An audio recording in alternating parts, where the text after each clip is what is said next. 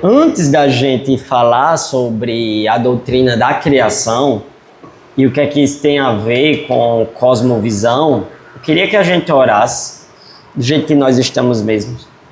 Oremos. Deus nosso Pai, a gente vem aqui, ó Deus, te dar graças pela oportunidade de aprender mais sobre tua criação, teu mundo, a tua palavra, ó Deus.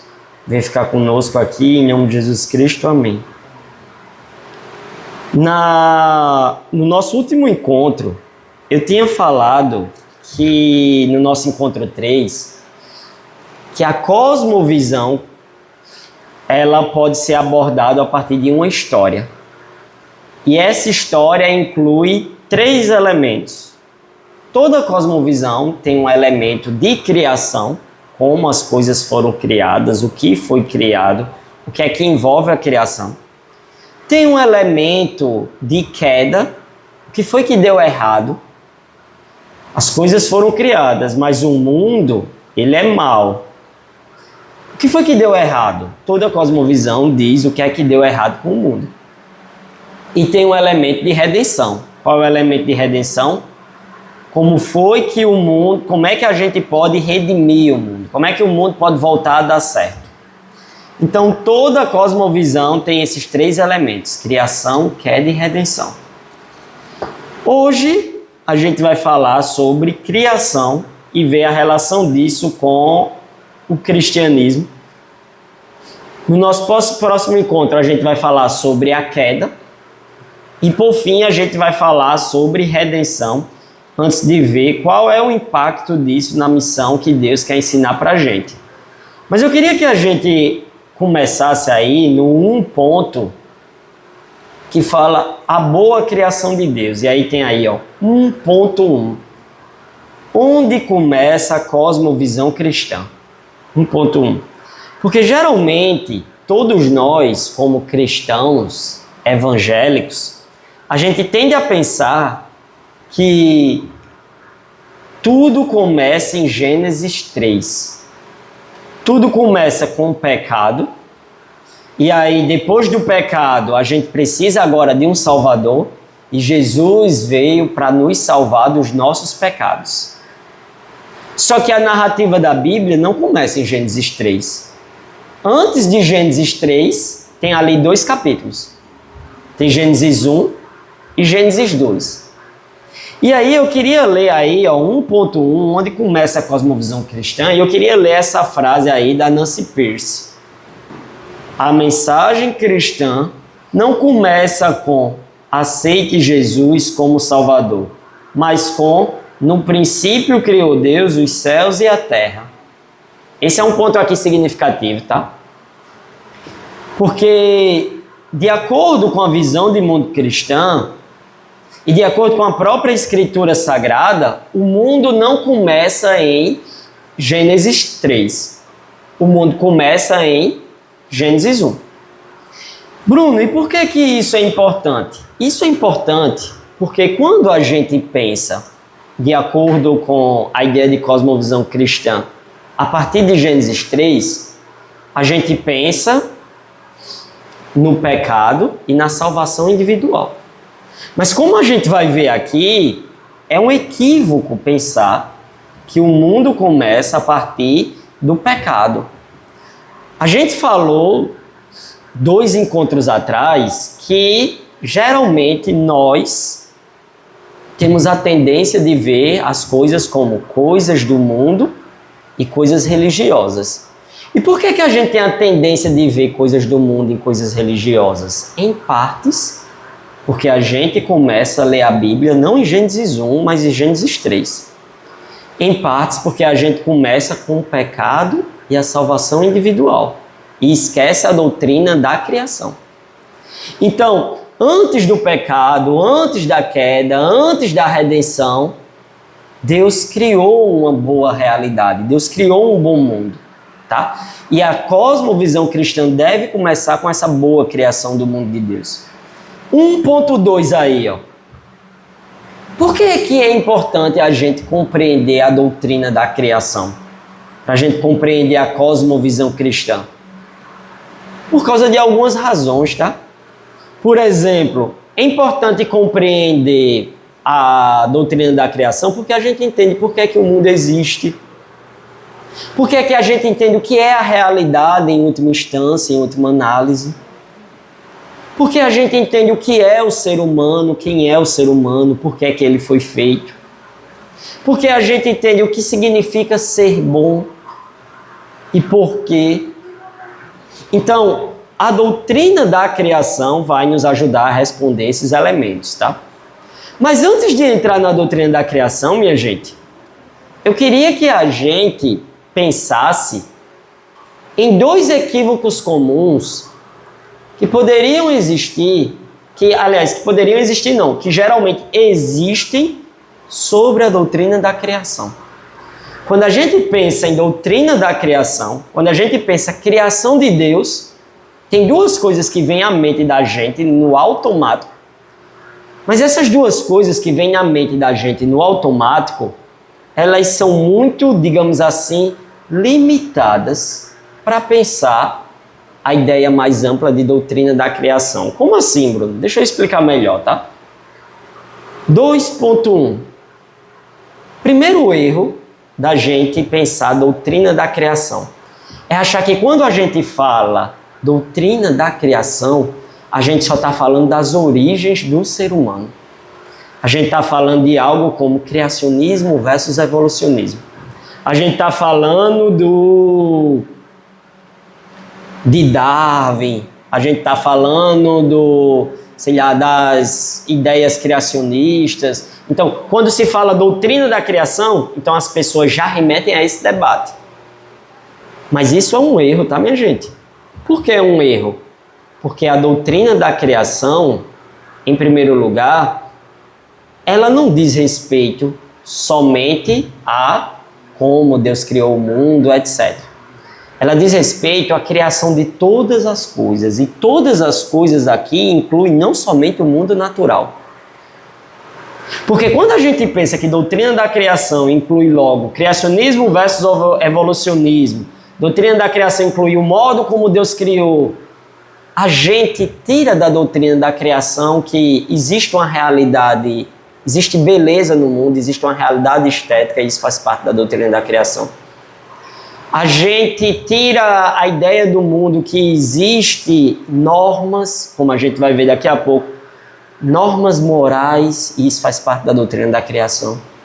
A gente tira do mundo a ideia de que Deus deu um propósito ao ser humano, isso faz parte da doutrina da criação. Deus pede para que o ser humano desenvolva coisas, isso faz parte da doutrina da criação. Então, a doutrina da criação inclui uma série de coisas muito mais do que criação versus evolução.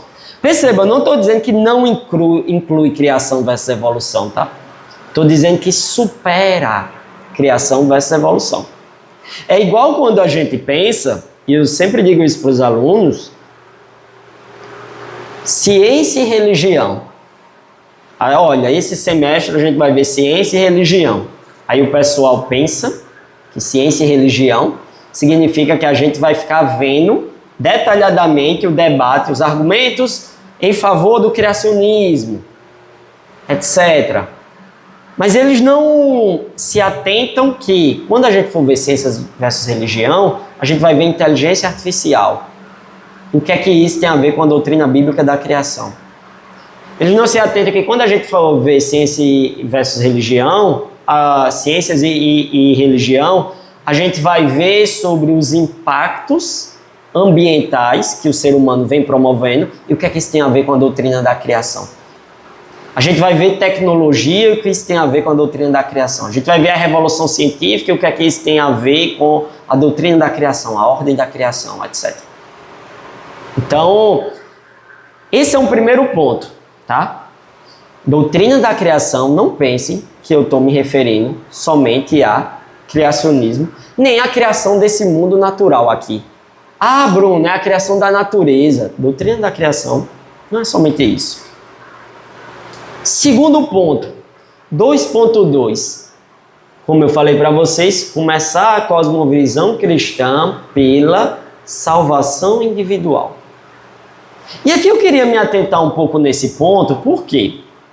Porque quando uma visão de mundo cristã começa com o pecado e começa com a necessidade de salvação individual e não com a boa criação de Deus, você não enxerga a criação de Deus tal como ela é. Você pensa que por criação de Deus, a gente só está falando daquilo que tem a ver com a natureza. Então, o que é a criação de Deus? É as cataratas tal, é a cachoeira tal, é a praia tal. Isso é a criação de Deus. Mas você não vê qual é a relação entre a criação de Deus e um quadro de Leonardo da Vinci. Você não consegue ver isso. Você não consegue ver qual é a relação entre a criação de Deus e um drible de Messi. Você não consegue ver essa relação.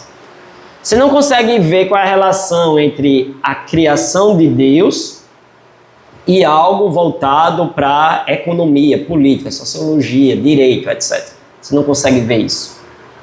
Por quê? Porque geralmente a gente pensa que, primeiro, criação de Deus é o mundo natural e a gente raciocina a partir da noção de pecado e salvação individual. Qual é a ideia de cosmovisão cristã? Eu sou um pecador e preciso de salvação. Ô Bruno, isso está errado? Claro que não está errado. Tem essa parte na Bíblia. Mas o ponto, irmãos, é que quando a gente vai ler a Bíblia não começa daí. A Bíblia não começa daí. A Bíblia começa com a ideia de que o mundo em si, ele é bom. E olha como isso muda muita coisa, tá? Porque a gente é treinado a enxergar as coisas como pecado ou pecaminosas. Então a gente é treinado a enxergar as artes como, sei lá, um estorvo, como pecado, como um fardo, como uma coisa negativa. O esporte é isso. Você assistir filme, você vai perder seu tempo. Você contemplar uma obra de arte ou ver um jogo, você vai perder o seu tempo. Porque a gente começa a partir de pecado. Então, peraí, ou uma coisa é completamente pecaminosa ou não é. A gente começa assim. E precisa de salvação individual. Salvação individual não para aquela coisa, mas para mim. Então, a vida cristã consiste, no máximo possível, em Deus me livrar aqui dessas coisas que são mundanas. Se a gente não começa por Gênesis 1, a gente vai começar a ver as coisas desse jeito. Então, quanto mais eu for espiritual na mente da gente, mais eu não vou assistir um jogo. Tem a Copa do Mundo? Veja, é do mundo. Não vou assistir um jogo. Mas eu não vou contemplar arte, séries, filmes, etc.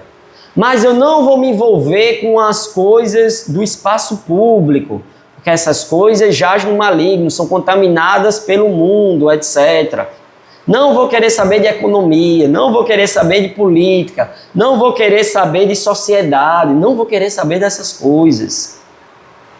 Essas coisas são pecado. Então, quando a gente não começa de Gênesis 1, a gente tende a ver as coisas dessa forma. Ô Bruno, e quando a gente começa de Gênesis 1? Bom, então o mundo muda. Por quê? Porque a gente começa a ver que a beleza é parte da criação de Deus. A gente começa a ver que as coisas físicas são partes da boa criação de Deus. A gente começa a ver que parte da criação de Deus não é somente a igreja, mas é também a escola, mas é também a tecnologia, mas é também a sociedade, mas é também a cultura. Tudo isso é parte da boa criação de Deus. A gente começa a ver que a beleza, o belo, é parte da boa criação de Deus. A moralidade faz parte da boa criação de Deus. Então, por isso que a boa e original criação de Deus é onde a gente deve começar para enxergar as coisas. E Deus, quando cria as coisas, Ele tem um propósito. A gente vai detalhar isso daqui a pouco melhor. Por isso que Deus cria a raça humana à sua imagem e semelhança. Esse propósito foi desconfigurado, mas aí, como a gente vai ver daqui a 2 encontros, esse propósito pode ser restaurado. Tá? Ficou claro esses dois pontos, minha gente? Então, 2 equívocos sobre a doutrina da criação, tá? Pensar que a criação diz respeito somente ao mundo natural e às origens, e pensar que a gente deve começar por Gênesis 3 e não por Gênesis 1.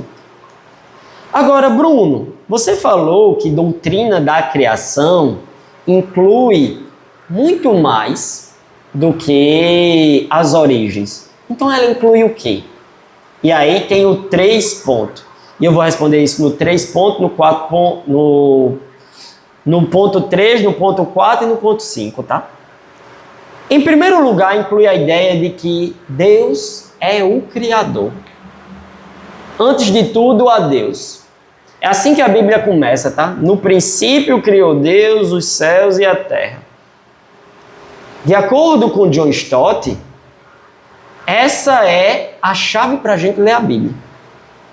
A chave para a gente ler toda a Escritura. No princípio criou Deus o céu e a terra.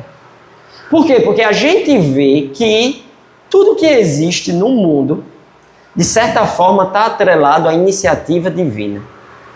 Está atrelado a Deus. Tá? E, Bruno, e qual a importância disso? A importância disso, minha gente, é o seguinte. Quando a gente olha para outras religiões, eles não começam com Deus, tá?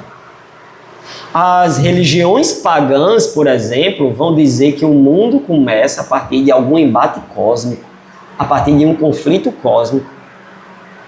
E o que é que isso significa? Isso significa que tem coisas no mundo que são perversas e más por si mesmas. Existem coisas no mundo que você tem que se livrar mesmo. Então, as narrativas pagãs, elas começam daí. Existe um conflito dos deuses e esse conflito dos deuses acabou gerando o mundo, acabou gerando o ser humano, tá? Na verdade, o mundo, muitas vezes, em algumas dessas narrativas, é anterior até os deuses. A matéria existe e os deuses foram lá e remodelaram a matéria. É assim que é pensado nessas narrativas pagãs. Mas não é assim que é pensado na Bíblia.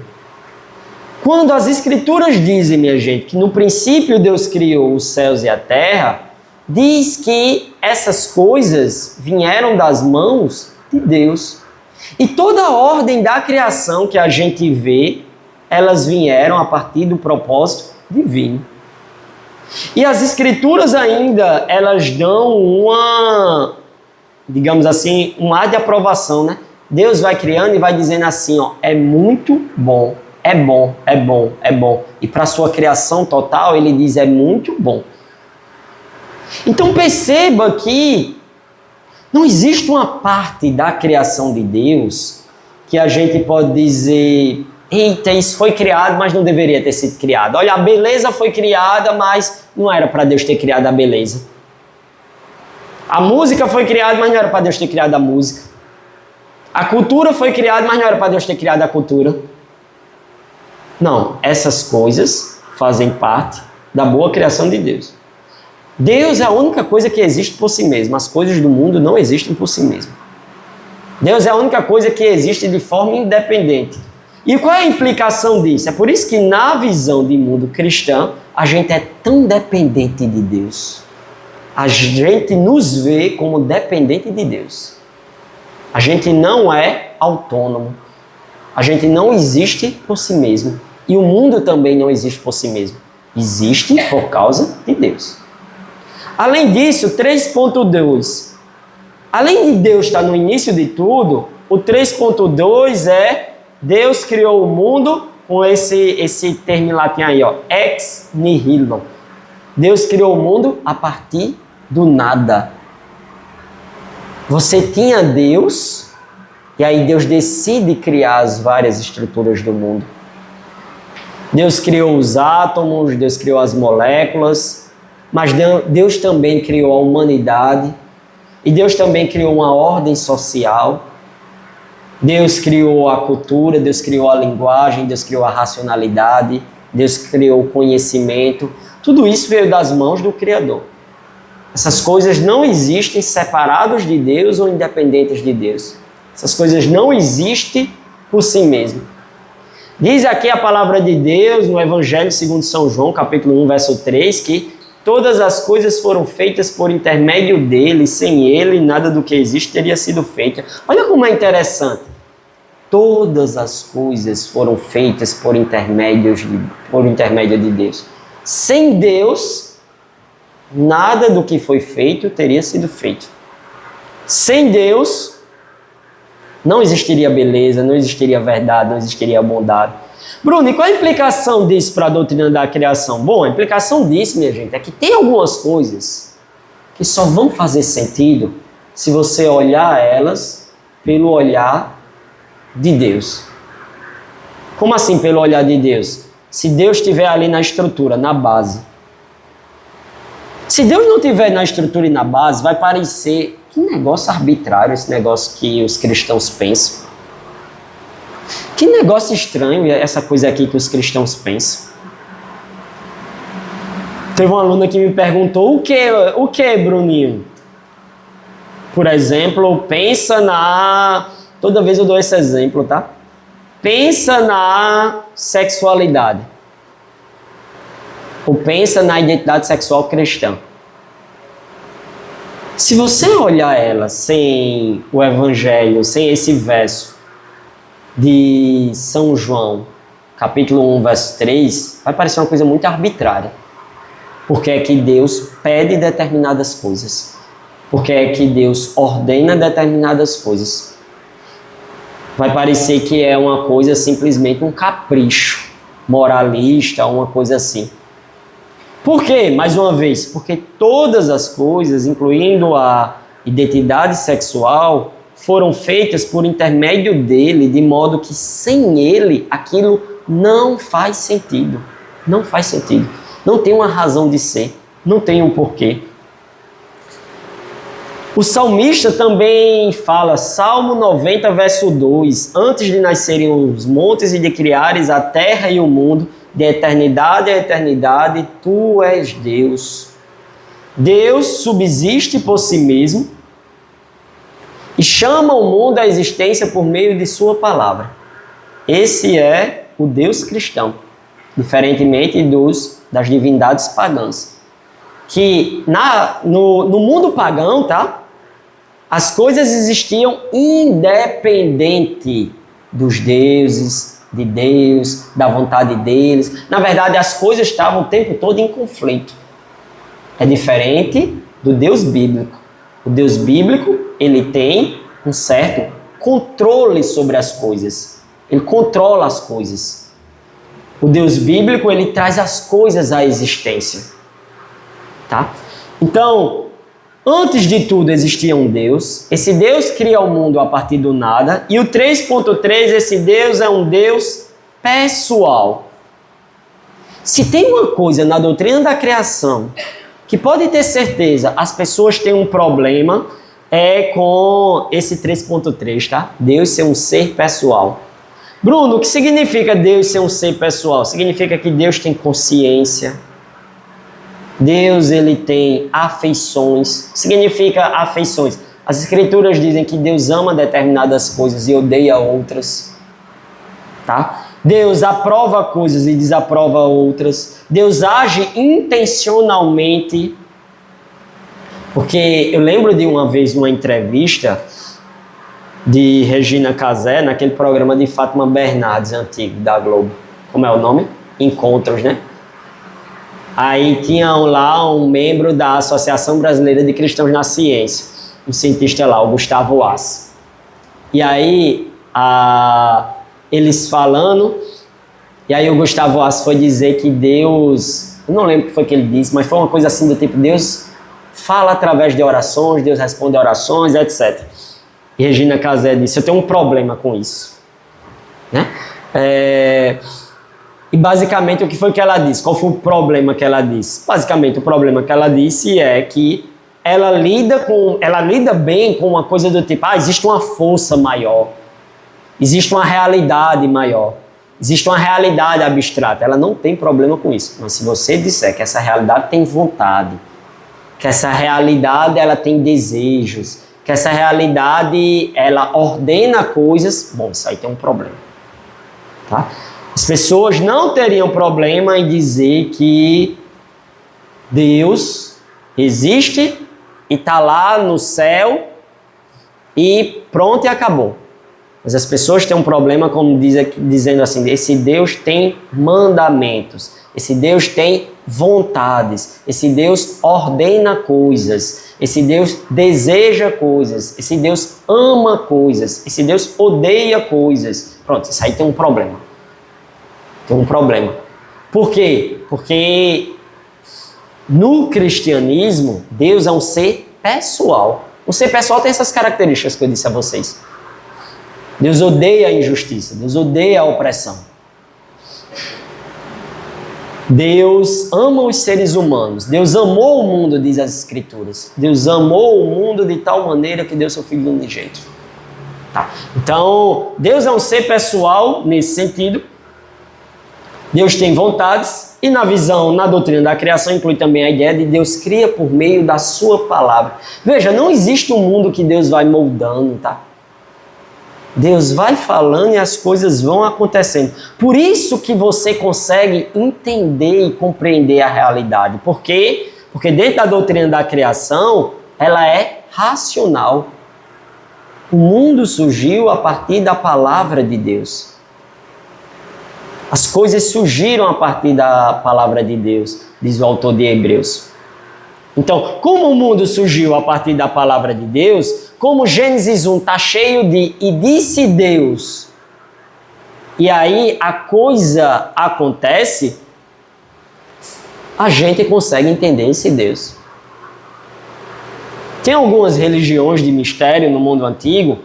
Bruno, por que você fala tanto no mundo antigo, nas religiões pagãs? Porque quando Gênesis foi escrito, quando o livro de Salmo foi escrito, quando o Novo Testamento foi escrito, era frente a essas religiões que os autores bíblicos estavam enfrentando essas religiões.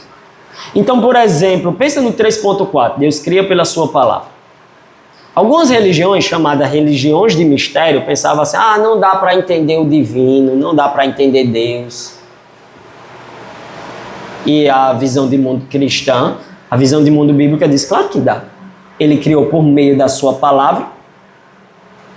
O mesmo Deus que criou o mundo foi o Deus que criou a gente, por isso que a gente consegue entender o mundo, consegue entender a estrutura do mundo, consegue entender como o mundo funciona. O mesmo Deus que criou o mundo se revelou para a gente, por isso que a gente consegue entender alguma coisa dele, a gente consegue entender ele. Ele mesmo diz na sua palavra que aquilo que foi revelado pertence a gente, então a gente consegue entender. Então perceba, é muito diferente de dizer ninguém consegue entender a Deus ou compreende Deus, etc, etc, etc. É claro que tem um ponto aí que realmente tem coisas sobre Deus que não foram reveladas e que a gente não consegue entender porque nós somos limitados.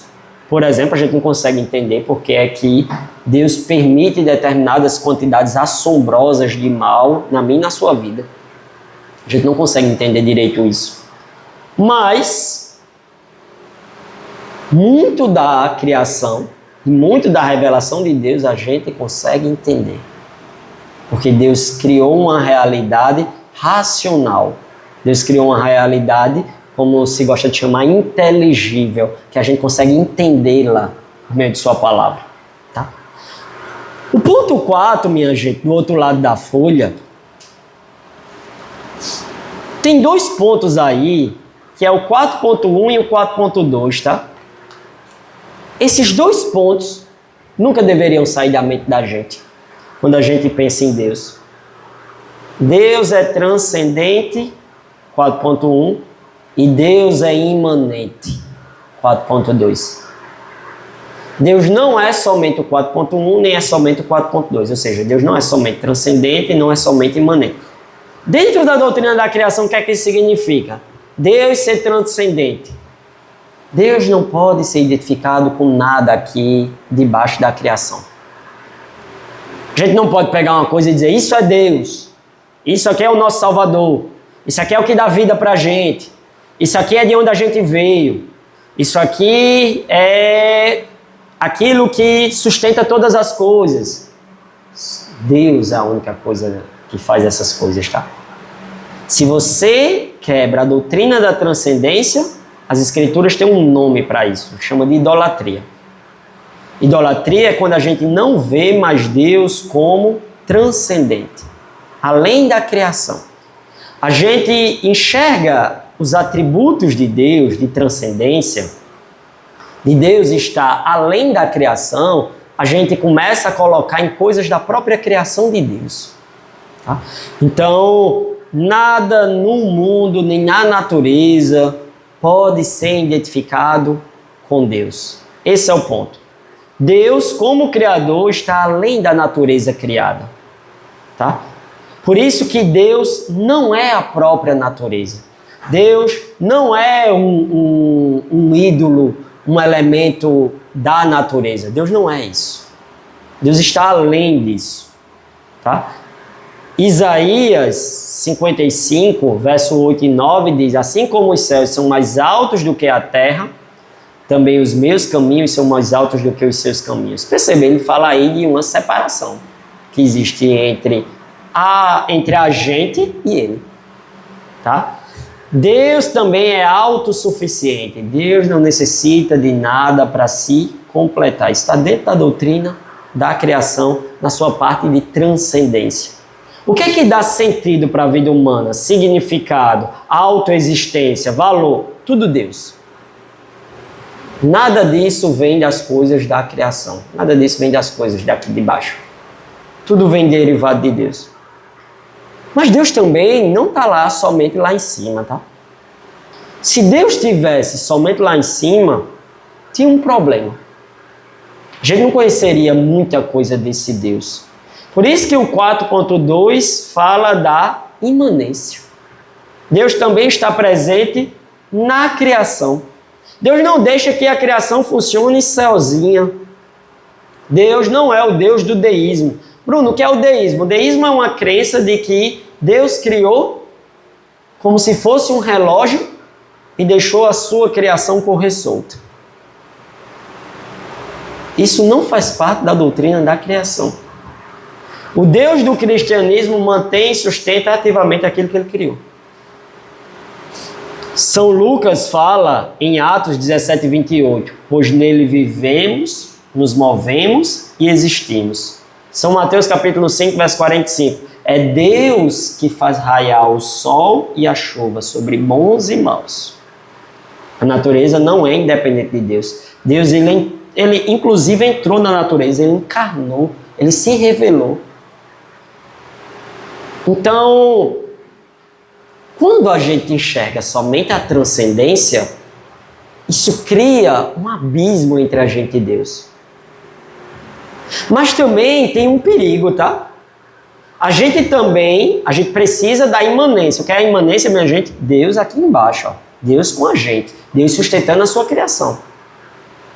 Mas também, minha gente, se Deus é somente imanente, ele também não é Senhor. Ele é meu companheiro, meu amigo, um igual comigo. Mas ele não é Senhor a quem eu tenho que me ajoelhar e me submeter. Então, por isso que a visão de mundo cristã olha para essas duas coisas. E se a gente perde uma dessas duas coisas de vista, a gente perde muito de vista. Como assim, Bruno? Se a gente perde que Deus é só transcendente, o que é que a gente perde de vista? A gente perde de vista que Deus também está conosco, Deus nos conforta. A gente pode chamar Deus de papai, por exemplo, na linguagem carinhosa que as escrituras colocam. Mas se Deus é somente imanente, a gente também não se ajoelha perante um Deus que é somente imanente. A gente não trata Ele como Senhor. A gente não se submete a Ele, etc. Tá? Então, a doutrina da criação implica que a gente precisa dessas duas coisas. Deus ser o Senhor e, ao mesmo tempo, Deus conosco. Deus, nosso Senhor e Rei, e Deus conosco. Precisa dessas duas coisas. Ponto 5, minha gente. A criação é boa. Esse é o veredito de Gênesis capítulo 1, verso 31. Deus viu tudo quanto fizera e era muito bom. O que é que isso implica? Isso implica que a criação não possui partes más, tá? Ela não possui um mal intrínseco. Tem gente que acha que existem coisas na criação de Deus que em si mesma ela é má. Por exemplo, o corpo físico é mau, a matéria é má, o sexo é mau, a beleza é má, a riqueza é má, a sociedade, a cultura, essas coisas são más, as artes, a política, essas coisas são em si más. A gente pensa assim. Só que na doutrina da criação, lembra, não existe uma coisa independente de Deus. Então tudo provém dele. Se tudo provém dele, essas coisas criadas em Gênesis, no capítulo 1, essas coisas são boas. E são boas em si mesmo. Quando essas coisas são desvirtuadas, como a gente vai ver num outro encontro, quando a gente fala sobre pecado, é que aí é que surge o mal. Jesus uma vez disse para os fariseus, né? Lá em São Marcos, capítulo 7, não é o que o homem ingere, consome, que torna ele mal, mas é o desvio do seu próprio coração que torna ele mal. Então, a beleza em si não é, Deus não deveria ter criado um mundo belo, por isso que eu não devo ficar belo ou bela. Não, a beleza em si não é errada. A riqueza em si, Deus criou um mundo fecundo. E esse mundo fecundo, ele não é errado, mal, etc. De jeito nenhum é. Então, essas coisas em si, elas não são más. O mal surge do ponto 5.2, tá? O mal é uma mancha no tecido puro da criação. Ele é fruto da queda. Ele não vem da criação em si. Ele é um desvio da criação de Deus. A criação de Deus é um trem que foi botado no trilho. Aí o ser humano decidiu tirar o trem do trilho. Pronto. Aí surge o mal. Mas perceba que o trem e o trilho não são em si mesmos maus. Eles não são. Eles não é uma coisa que precisam ser remediados. O que é que precisa a criação de Deus? É voltar de volta para o trilho. Mas não é, vamos tirar o trem, vamos tirar o trilho. Não. Isso é uma implicação da doutrina da criação. Por isso que você não pode apontar para um elemento da criação de Deus e dizer o mal está aqui, ó. Vou dar um exemplo do que significa dizer, tá? Tem gente que aponta para a liberdade humana e diz, pronto, está aqui, ó. Isso é que é o mal. A liberdade humana. Se não fôssemos livres, então o mundo, ele seria... É só suprimir a liberdade. E aí o mundo vai ser bom. Ou então uma pessoa olha para... Eu lembro de tem um filósofo, o nome dele é Jean-Jacques Rousseau, né? Ele uma vez disse assim, numa obra chamada A Origem da Desigualdade entre os Homens. Ele disse, maldito o ser humano que cercou o primeiro pedaço de terra e disse, isso é meu. Quantos crimes, roubos e opressões teria evitado um segundo homem que, tirado as estacas, tivesse dito, seu impostor, a terra pertence a todos e não somente a alguns.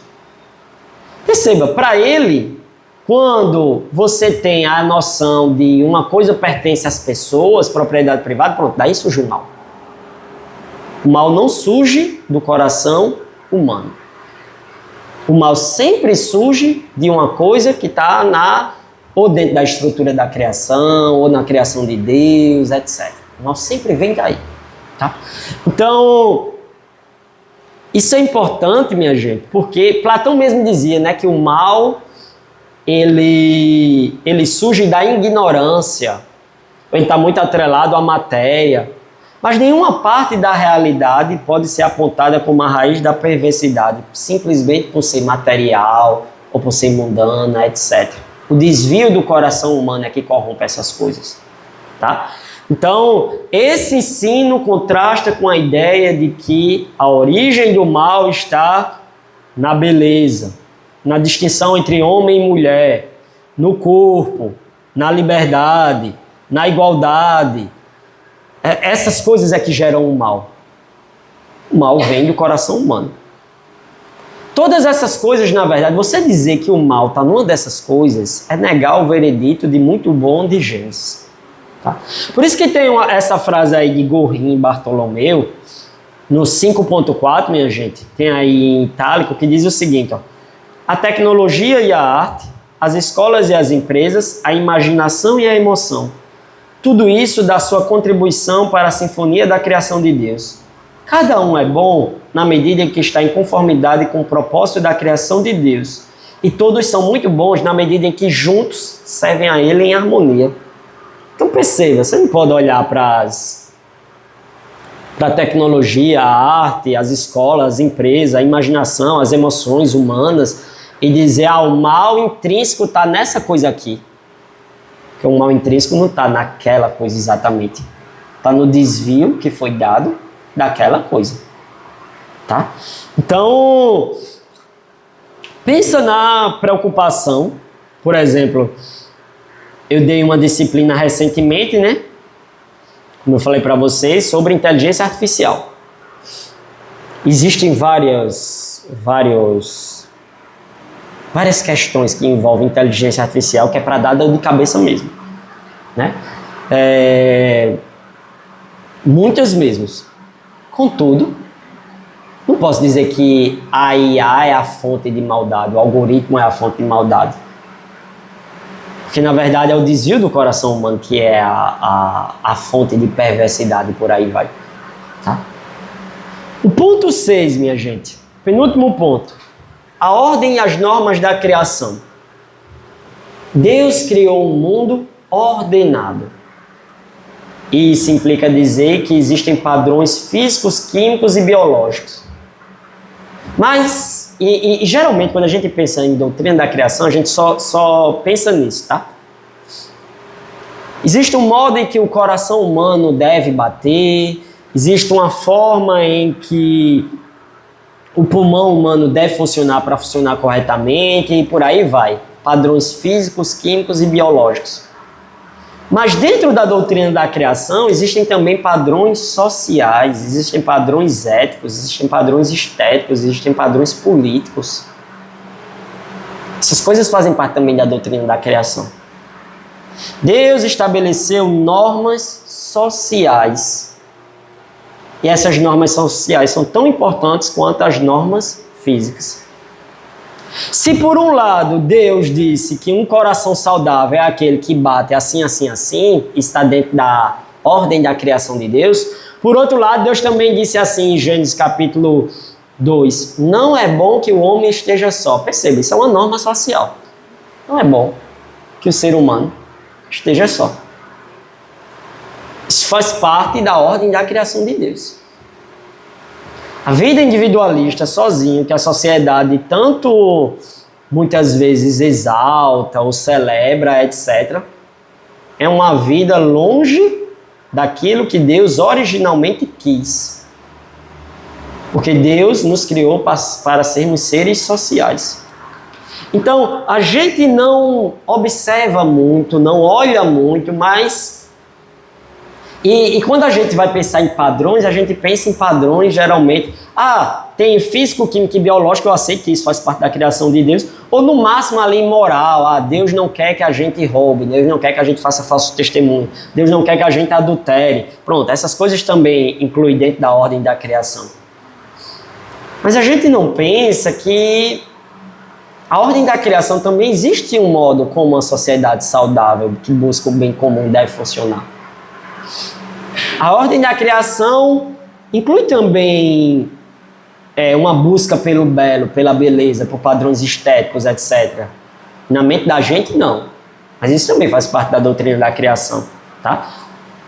Kuyper, que é um importante pensador, teólogo, político holandês, ele diz, toda vida criada necessariamente traz em si mesma uma lei para a sua existência. instituída pelo próprio Deus. Há ordenanças de Deus para os nossos corpos, para os nossos pensamentos, para a nossa imaginação no campo da estética e também ordenanças estritas de Deus para toda a vida humana no campo da moral. Tá? Então, nada na vida humana está fora da ordem criada. Sociedade, emoção, sexualidade, política, estética, economia, educação. Existem fundamentos nessas coisas, nas ordenanças de Deus. Tá? Agora, Bruno, como é essa coisa de fundamento nas ordenanças de Deus? Pensa no seguinte, minha gente. Deus, e faz parte da doutrina da criação, Deus cria o ser humano à sua imagem. Esse é o 7º e último ponto. E quando Deus cria o ser humano à sua imagem, Deus pede para Adão cultivar o jardim. Porque a criação de Deus, quando Deus criou lá em Gênesis 1 a terra, a criação de Deus toda não era o Jardim do Éden. O Jardim do Éden era uma parte específica lá no Oriente, cortada por 4 rios. O autor de Gênesis faz questão de dizer, olha, existia 4 rios e você tinha aqui o jardim. Aí Deus chega para Adão e para Eva e pede para eles cultivarem o jardim. O que significa? Significa que eles deveriam expandir aquele jardim. Toda a criação de Deus deveria ser um grande jardim do Éden. Mas isso não foi Deus que fez. Deus começou cultivando e pediu para que o ser humano expandisse. Existe um potencial na criação de Deus e Deus pede com que a gente explore esse potencial, faça uso desse potencial. Então pensa assim, tá? Na realidade da criação de Deus, existe uma parte da criação de Deus que é a parte social. Então, nos nossos relacionamentos afetivos, amorosos, com os nossos filhos, nas nossas amizades, nos nossos companheirismos, no nosso trabalho, isso é uma forma de explorar aquele potencial da criação de Deus para que sejamos seres sociais. Eu e você. Vivamos em sociedade. E quando é que a gente explora isso? Quando a gente faz amizades, quando a gente se casa, quando a gente tem filhos, quando a gente cuida das outras pessoas. Então a gente está explorando uma parte da boa criação de Deus. Tá? Pensa na cultura, por exemplo. Deus, ele criou um jardim e pediu para esse jardim ser cultivado. E aí, dentro desse cultivo e dentro de Gênesis 1, Deus cria, por exemplo, a noção de beleza e diz que ela é muito boa, porque a criação de Deus era bela e era muito boa. E o que é que isso significa? Isso significa que quando a pessoa... O que significa, digamos assim, a implicação de explorar a criação, a ordem da criação do jardim? Quando uma pessoa está fazendo um celular ou fazendo um computador, ela está explorando o potencial da boa criação de Deus, tá? Então, o Steve Jobs, quando ele estava inventando lá a Apple, ele estava explorando uma parte da boa criação de Deus. Ele estava seguindo aquilo que os teólogos chamam, a gente vai ter um encontro só sobre isso, mas aquilo que os teólogos chamam de mandato cultural. É uma ordem de Deus para explorar os potenciais de sua criação. Então, quando Steve Jobs estava fazendo tecnologia, ele estava, na verdade, seguindo o mandato cultural de Deus. Ou quando um físico está explorando uma teoria científica, explorando ela racionalmente dentro lá do laboratório, ele também está seguindo isso. Ou quando uma pessoa está desenvolvendo uma tecnologia, ele está também seguindo isso. Isso não significa dizer que essas coisas não foram manchadas pelo pecado, porque é óbvio que foram. Esse mundo é um mundo caído e todas essas coisas, conforme a gente verá num próximo encontro, foram manchadas pelo pecado. Contudo, perceba que existe um potencial na criação de Deus a ser desenvolvido e explorado pelo próprio ser humano. E que Deus queria assim. Deus quis assim, tá? Deus quis assim. Deus quis que a gente criasse tecnologia. Ou vocês acham que Deus queria que Adão e Eva cultivassem o jardim somente com suas unhas e suas mãos? Claro que não. Deus queria que eles pensassem, eles raciocinassem, eles desenvolvessem. Deus queria que eles expandissem aquilo. E você não expande um jardim, minha gente, somente na base da mão. Você precisa ver padrões, você precisa pensar, você precisa raciocinar, você precisa refletir. Você precisa esteticamente fazer uma coisa, fazer a coisa ser bela e por aí vai. Tá? Então, pensa nisso quando você estiver lidando com a sociedade, com as emoções, com a política, com a sexualidade, com a estética, com a economia, com a educação, etc.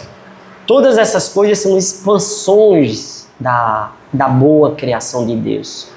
Tá? Quando alguém faz uma escola, Deus criou um mundo com conhecimento. Quando alguém faz uma escola para transmitir conhecimento, etc., isso é uma expansão de uma área da boa criação de Deus. Então, quando alguém está trabalhando, quando um professor está ensinando, ele está expandindo a área da boa criação de Deus. Quando alguém está organizando a sociedade, trabalhando em prol da sociedade, ele está expandindo a área da boa criação de Deus. Tudo isso faz parte da ordem criacional, da ordem da criação. Tá? Não existe nada da vida humana que esteja fora da ordem da criação. É claro que o coração humano pode usar essas coisas de forma egoísta, etc. Mas perceba, quando você olhar agora para a escola, para a universidade, para a cultura, para essas coisas, não fique simplesmente olhando como uma coisa mundana. Olhe como, peraí, que aspecto da boa criação de Deus foi desenvolvido aqui? E como a gente vai ver no próximo encontro, que desvio foi feito e como é que a gente pode retornar esse desvio? Então, a ordem e as normas da boa criação. Deus criou a tecnologia, mas ele tinha um propósito a criar a tecnologia. Deus criou a ordem social, ele também tinha um propósito. Existem normas que regem esses campos, tá? Finalmente, Deus também criou o ser humano à sua imagem. No mundo antigo, só quem era a imagem dos deuses era o faraó, eram os descendentes do faraó. Era o rei, os descendentes do rei. As estátuas também eram a imagem de Deus, por isso que é imagem mesmo. E aí um rei, quando ele queria dizer que ele era senhor soberano sobre aquela região ali do Egito, o que é que ele fazia? Ele pegava uma estátua dele, ou pegava uma estátua de um deus e colocava naquela região. Isso significava que ele estava dizendo que ele era quem mandava ali. Gênesis pega essa ideia de imagem. E Gênesis diz que Deus nos criou à sua imagem e semelhança. E Gênesis diz que é a humanidade que é a imagem e semelhança de Deus. Não é o filho do rei, o filho do faraó ou o faraó, mas todos nós somos a imagem e semelhança de Deus. Toda a humanidade é a imagem e semelhança de Deus. Tá? Todos os seres humanos foram criados dessa forma. Nós somos a imagem e semelhança, significa também que nós somos dependentes de Deus. Nós não temos existência própria. Nós servimos para refletir uma coisa. Refletir a quem? Deus. E da mesma forma que no mundo antigo, um faraó, quando ele botava a sua imagem numa região, ele dizia assim, ó, eu sou o senhor dessa região. Em Gênesis, Deus criou o ser humano. E o objetivo de Deus ter criado o ser humano é para dizer, cultivem a minha criação, sejam mordomos da minha criação, cuidem da minha criação, explorem os potenciais da minha criação. Porque a soberania de Deus, é interessante nas Escrituras, ela é compartilhada com os seres humanos. Como assim? Deus criou seres livres para compartilhar dos seus bons propósitos com a sua criação. Então, nós somos o meio termo na criação de Deus. A gente deve refletir a Deus perante a criação dele. E a gente deve refletir a criação perante Deus. É como se nós, seres humanos, fôssemos os representantes de Deus na ordem criada e os representantes da criação perante Deus. A gente ocupa esses dois cargos. O Antigo Testamento chama esses dois cargos de reis e sacerdotes. A humanidade, ela tem uma função de realeza e ela tem uma função sacerdotal. A humanidade representa a criação perante Deus. E a humanidade também representa Deus perante a criação. Tá? A humanidade representa essas duas coisas. Bruno, e como é que a gente pode representar Deus perante a criação? A gente pode representar Deus perante a criação imitando a Deus. É por isso que as Escrituras falam tanto em imitar a Deus. Imitar a Deus. Esse era o propósito de Gênesis 1. Que a gente refletisse Deus. Que a gente não é a imagem de Deus? Imagem de quem? De Deus. Então Deus é o original, a gente é a imagem. A gente deveria refletir Ele. Tá? E perceba, por isso que o apóstolo São Paulo, ele diz assim, minha gente: sede meus imitadores, como eu sou de quem? Como eu sou de Cristo.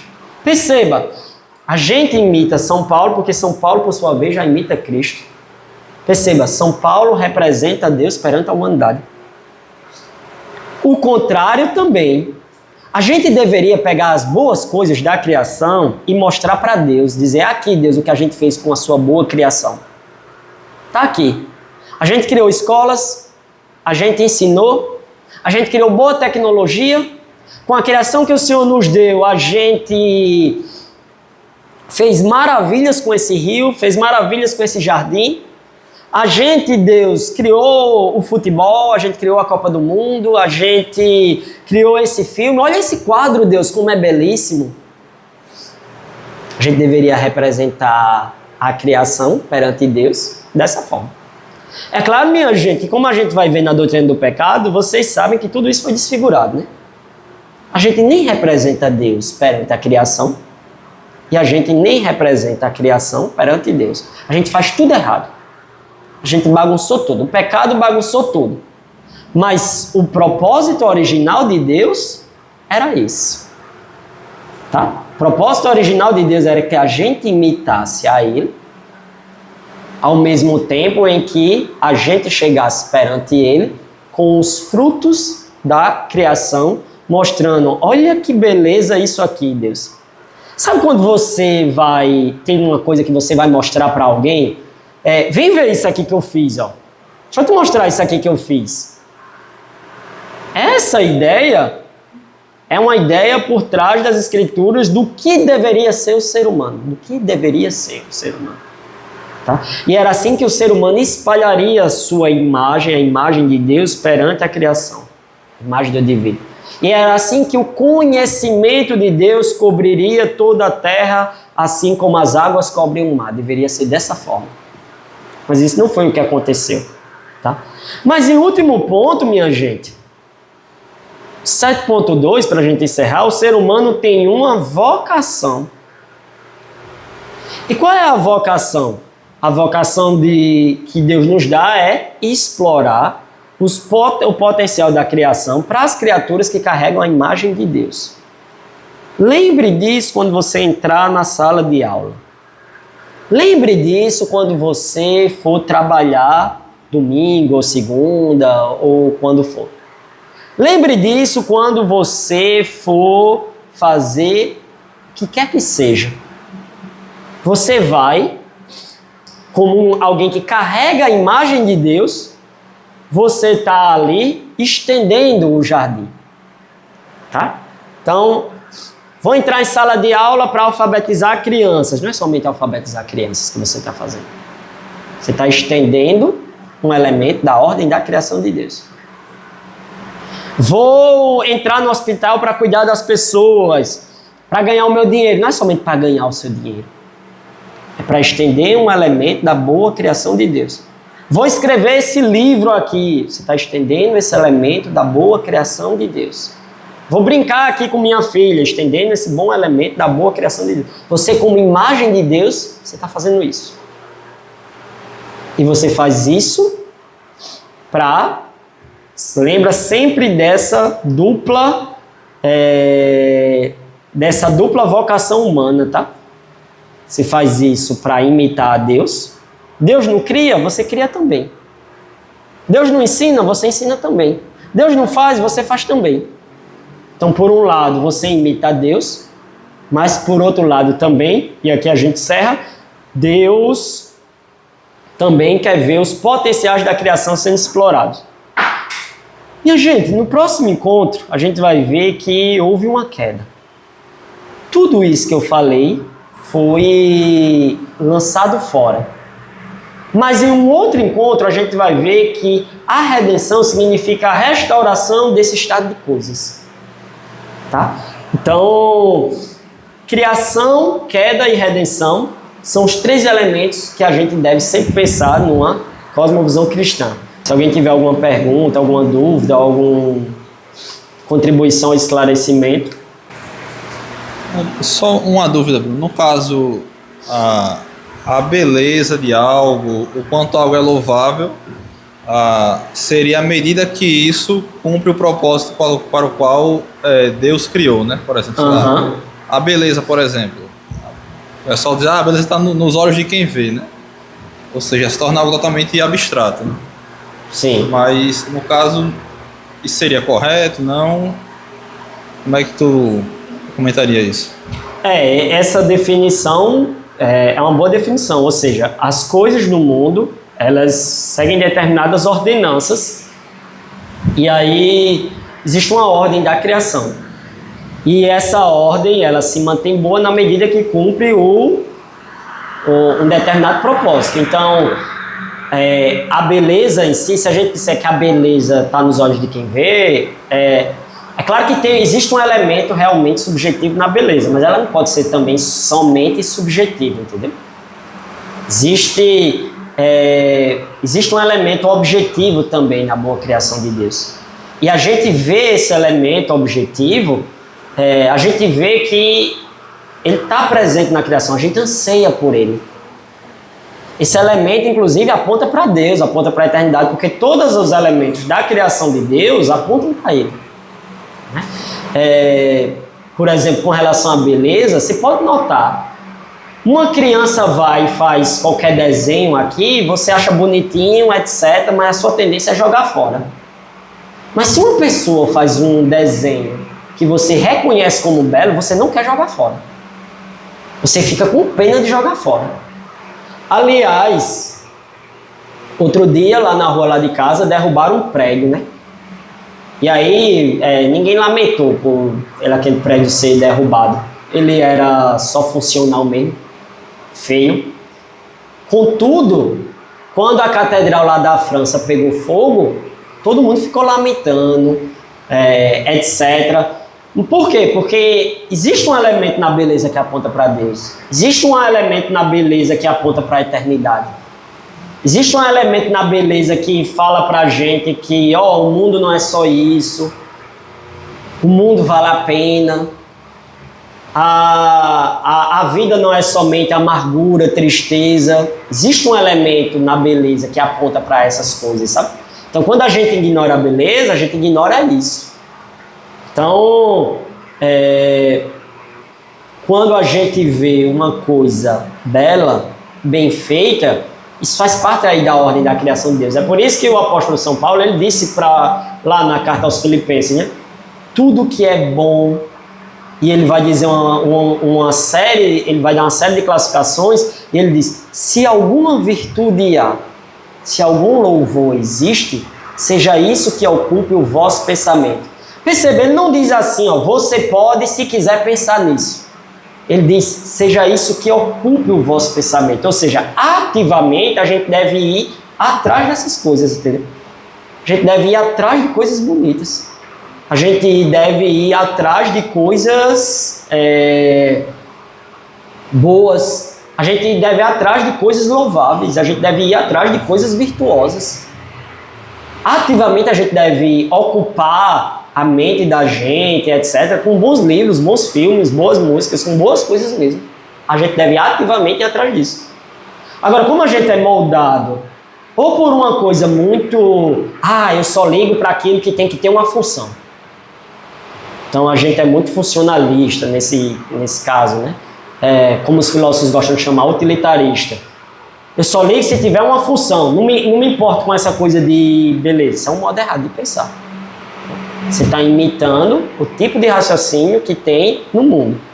E quando você imita esse tipo de raciocínio que tem no mundo, você vai olhar para as coisas somente, o que é que eu posso usar disso? E não, você não vai olhar a coisa, o que é que ela é boa em si, o que é que ela tem de belo em si, o que é que ela vale em si, por que é que eu deveria contemplar isso? Você não vai olhar as coisas assim, você só vai ficar olhando as coisas de forma, o que é que isso me serve? Isso serve para quê? Onde é que eu posso usar isso? Você vai olhar assim, aí você olha assim as relações humanas, você olha isso para tudo, né? Então, Natan, quando a gente olha a partir da noção de beleza para a criação de Deus, a gente tem um olhar menos egoísta, sabe? Menos instrumentalizado da criação de Deus. A gente começa a ver beleza em si nessas coisas. Tem alguém mais? Acho que a gente pode orar, minha gente. Aí depois que eu oro, acho que Giovanni vai... Vamos orar, então? Pode ser do jeito que nós estamos mesmo. Oremos. Deus nosso Pai, obrigado pela oportunidade, ó Deus, da gente estar aqui e aprender mais da ordem da Tua boa e perfeita criação. Fica conosco, ó Deus, venha abençoar para que a gente veja o Senhor como Criador, que a gente nos veja como seres dependentes do Senhor, que a gente possa cumprir a nossa vocação de espalhar pelo mundo os potenciais da Tua boa criação.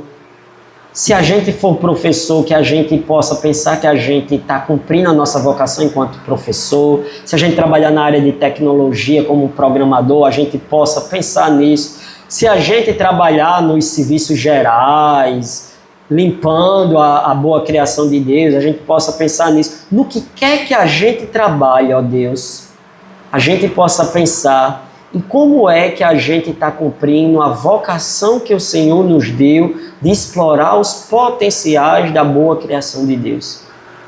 Vem ficar conosco, ó Deus, e vem abençoar-nos para que a gente enxergue o mundo com outro olhar, esse olhar criacional. Em nome de Jesus Cristo, amém.